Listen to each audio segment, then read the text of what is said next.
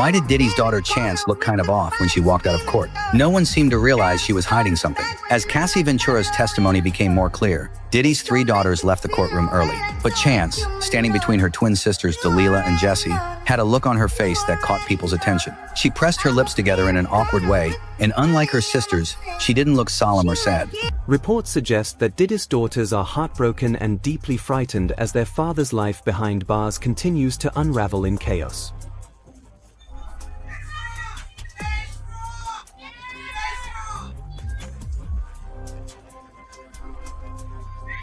He became very depressed and considered that maybe his life shouldn't even go on. And he has been, his lawyers say, on suicide watch the entire time he's been in jail. According to sources close to the family, Diddy's daughters have been desperately reaching out for help, describing their father as a man on the brink, physically, mentally, and emotionally, as his once mighty empire falls apart. Everything began to unravel after his arrest in March 2024, when Homeland Security agents raided his Los Angeles and Miami residences. Diddy was taken into custody at a Miami airport while preparing to board his private jet, and by mid-April, his bail request had been denied.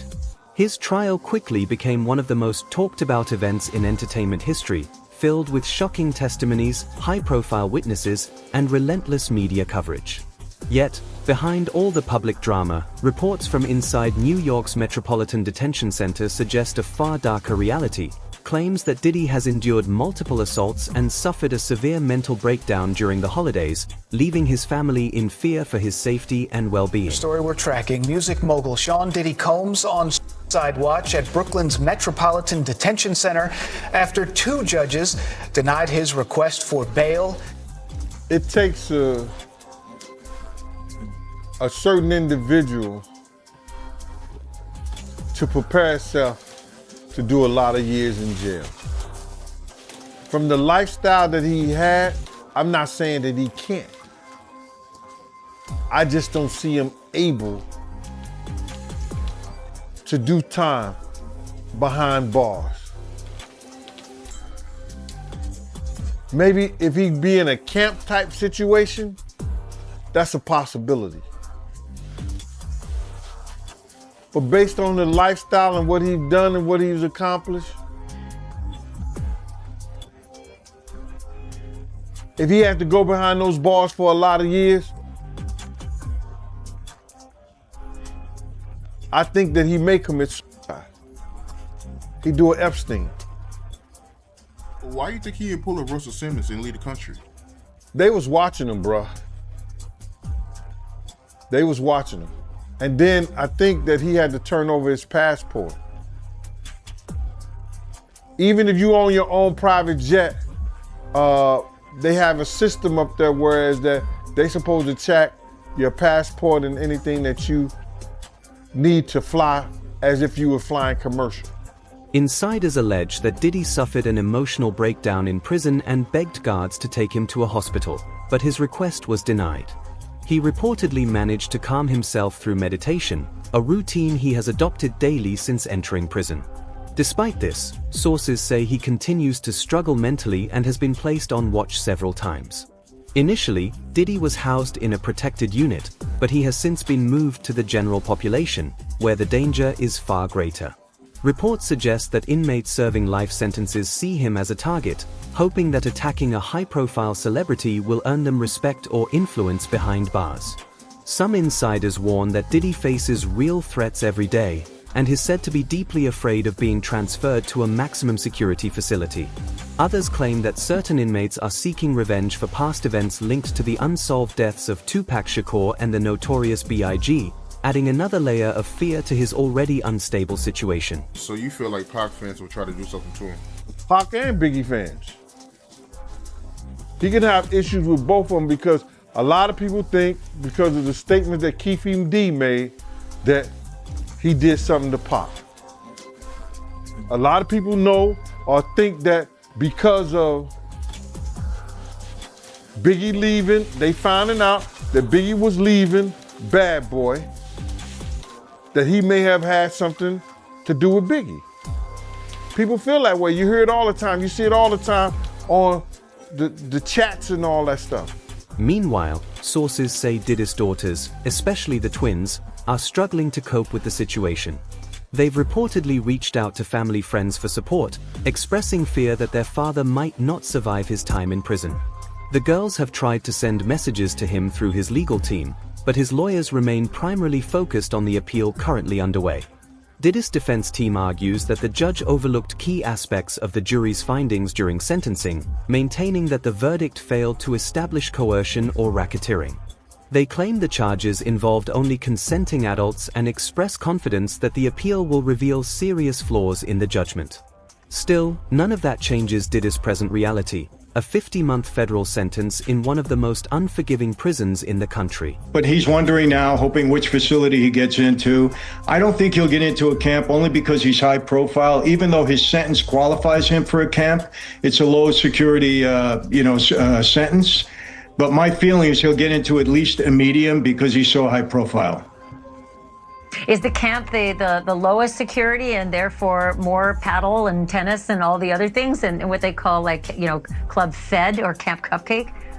Yeah, they moved me to a camp by accident at one point, and there's no fences or anything like that. And I wasn't there for too long because they realized they made a mistake and put me back in the medium security. But they tell you when you get there, listen, there's no fences. If you want to leave, you can leave. But when we catch you, we're going to add another 5 years onto your sentence. And while I was in that camp for 2 months, each month somebody ran away. I mean, they always try to do that. But yeah, he's thinking of that. Yeah, he's thinking of that. But, a medium security is not that bad. Let me quickly go back to that piece about he's high profile, so he won't get a camp. Why wouldn't he? I thought in a camp, nobody's going to shank him because, again, they want out. The overriding factor there, I believe, is he's a guy with a lot of money. And I'll tell you, this happened to me when I went in there because of the profile I had, because of the way they wrote me up. I had everybody and their brother inmate trying to do a deal with me when I got out, a business deal. They need money. Because of the fact that he's a money guy, I think he's going to have more friends than he will enemies. And in a medium security, normally nobody's looking to shank you. When you get into the higher institutions, when people are doing, a ton of time and there's no way you can benefit them, then you got a little more problem. And that's not the only trouble surrounding him. Dozens of lawsuits continue to surface, with former associates, bodyguards, and others coming forward with troubling accounts dating as far back as the late 1990s. One lawsuit claims Diddy filmed inappropriate acts and that Jennifer Lopez was allegedly aware of the footage but chose not to speak out. Another accuses him of threatening and intimidating potential witnesses. At this point, the danger for Diddy doesn't just come from fellow inmates who might want to make a name for themselves, it also comes from people who were once part of his inner circle. Many of those who once stood beside him now seem to have their own reasons for turning against him. Let me ask you this. Yeah, I think for appearance sake, they're afraid to do that. But I got two questions. One, Clive Davis, his name has been thrown around a lot now, and he's not speaking out. I know some people that know Clive, and I think he's got concerns. Now, he's a powerful guy, no question about it. But did you ever hear anything about him? Puffy and Clyde, according to Puffy and everybody else, they've been lovers. Shit, Clyde know Ray J, Clyde know Puffy, Clyde know everybody. Mm-hmm. Clyde's that type of guy. And if you notice, somebody sent me a clip one time on my tablet, and somebody asked Clyde about Puffy. They called me, they asked me about it. He acted like he didn't know who the man was. Yeah. Like he never knew it. I mean, what did you hiding, Clyde? Yeah. At the end of the day, Clyde is one of the guys who got away. But old as Clyde is, he should be able to tell the truth. It ain't like he got a lot to live on Earth. Quite sure he's slowly coming to a painful end. According to Jaguar Wright, the real mastermind behind much of the industry's hidden corruption is none other than Sean Carter, better known as Jay-Z. She has accused him of orchestrating a long-standing pattern of betrayal, turning against the very people who once helped him rise to fame. Wright claims that figures like Haven, Dame Dash, and even the late Big L, whose death remains one of hip-hop's most haunting mysteries, were all part of a larger story that Jay-Z allegedly manipulated for his own gain. I'm just waiting to see who's next. Jay-Z is setting Diddy up. Why is everyone having such a hard time? He ain't doing shit different. He lined up D. Haven, stole his life and identity. He lined up Big L, stole his life and identity. He lined up Dame Dash, stole his life, identity, and took his love. Lined up R. Kelly. He wants to be the one. Yeah, shout out D. Haven. He actually hit us up, wanted to tell this story. You need to talk to D. Haven. Yeah, we need to talk to him. I told you that last year when I put you on the phone with him. You did. I want you to think about this. Allegedly, Sean Carter is responsible for enacting Hype Williams to put Aaliyah on a faulty plane to move her out the way as punishment for rejecting him, and so he could level up Beyonce, who was struggling. Let's just say allegedly that happened.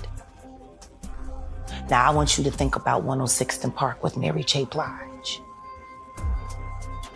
Free, who is a victim of Sean Carter. Yeah. Mary J. Blige, who is a victim of Sean Combs, are sitting there talking about the death of Aaliyah amongst each other. Think about that. You got a Diddy victim, you got a Jay-Z victim, and you got a superstar gone. She claimed that Diddy has become the industry's acceptable monster of the moment, much like R. Kelly was positioned years ago as the convenient fall guy. According to Wright, Diddy is now taking the blame for a much larger network of wrongdoing. Rumors have even begun circulating that the long-standing alliance between Jay-Z and Diddy is collapsing from within, as tension and mistrust reportedly grow between the two powerful figures. What was Puffy's relationship with Jay-Z? Because, there was that lawsuit from Tony Busby. Okay. Where the girl who claimed she was 15, she was raped by Puffy and Jay-Z. Right. And, at one point, number one, Jay-Z said this is nonsense. Right. The girl, a bunch of stuff she was saying just was impossible. She was saying how, the group Good Charlotte was there, and they're like, we weren't even at that event. We were touring in the Midwest. And her own father even said that this is nonsense. Like, I would have remembered these instances, we lived 3 hours away. I would remember a 6-hour drive. Right. But what was interesting was that Jay-Z's camp basically put out a statement saying that Jay and Puff are not friends and they're not close at all or whatever else. Did you see the two of them interact a lot? I seen them interact, but I wouldn't say they was close. I believe Puff felt they was close. Oh. But if you was a person on the outside looking in, like me and Uncle Paulie used to always talk about it, me and D-Rock and stuff, like, yo, why Puff kind of like sucking Jay off so much? You know what I'm saying? Because you'd be like, we done flew to 5 or 6, 7 different concerts that Jay-Z has. But Jay-Z is not at one of Puff's shows. You know what I'm saying? You look at the Rock brunch where Puff will break his neck to get to the brunch, but Jay-Z don't pop up at any of Puff parties. Now I can only speak up until 2012. You know what I'm saying?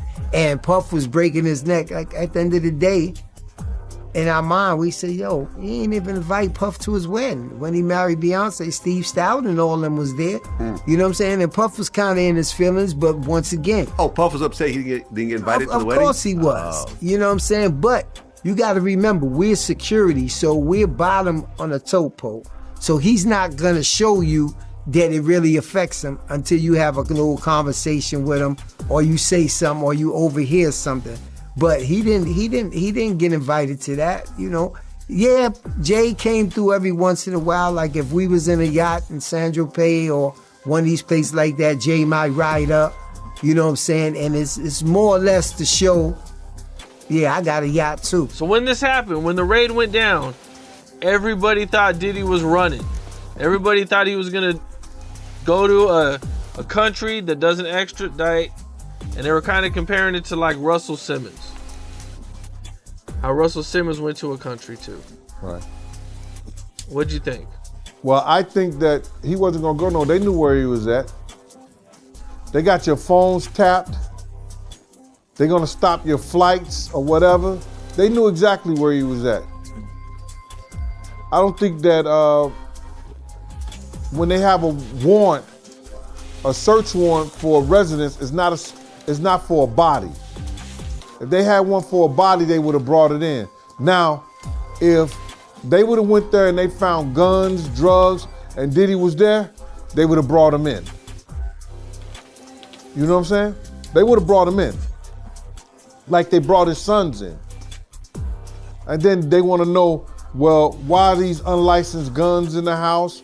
Who drugs do these belong to? All those things like that.